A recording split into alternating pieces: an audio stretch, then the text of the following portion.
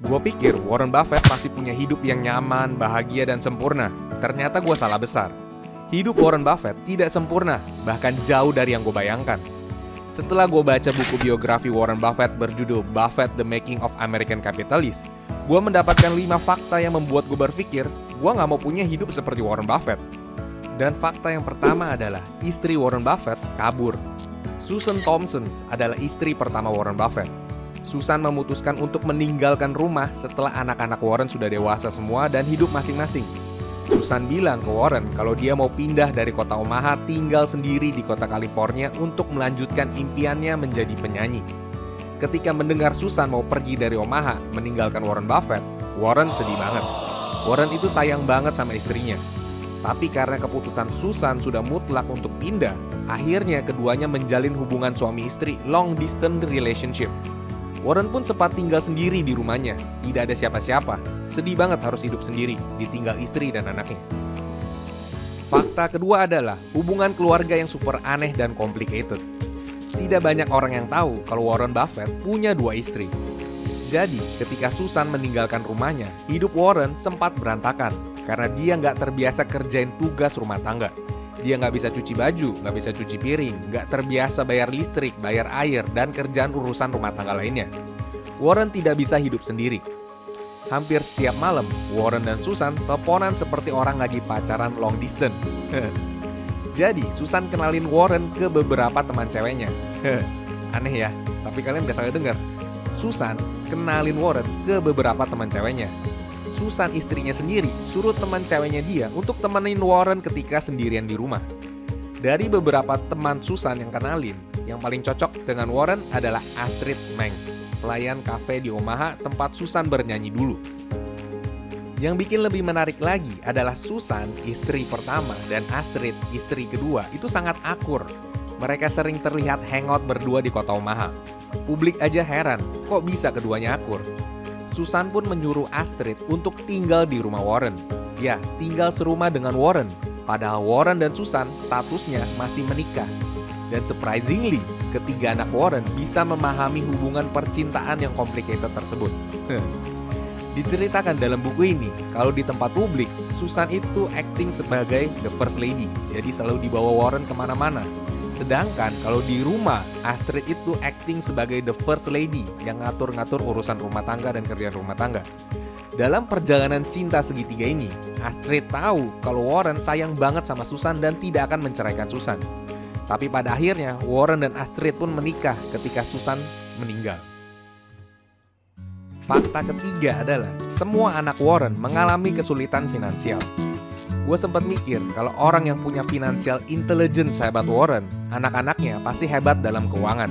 Ternyata gue salah besar lagi. Anak-anak Warren tidak mendapatkan pelajaran finansial dari Warren sampai mereka sudah dewasa. Bahkan anak Warren tidak tahu kalau bokapnya adalah salah satu orang terkaya di Amerika sampai mereka kuliah. Ketika anak-anak Warren dewasa, setiap anaknya diberikan saham Berkshire Hathaway sebagai warisan.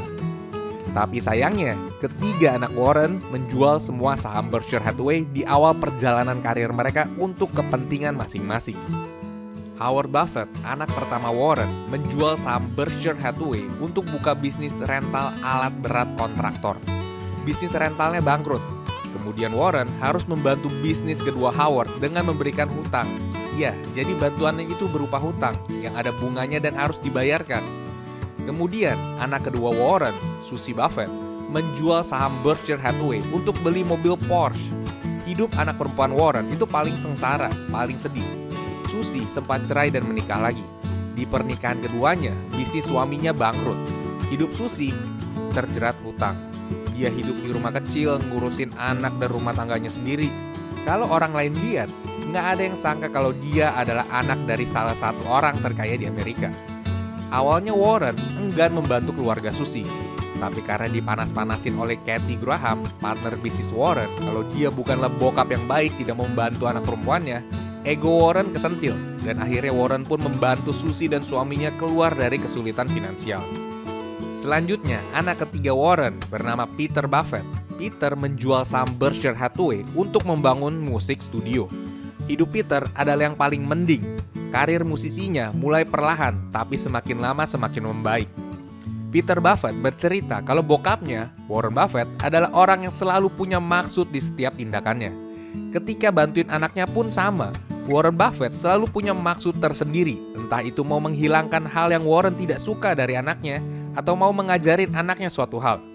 Semua anak Warren tahu kalau segala tindakan Warren tidak ada yang berdasarkan ketulusan. Semua ada tujuan dan maksudnya. Fakta keempat adalah Warren Buffett tidak dekat dengan semua anaknya.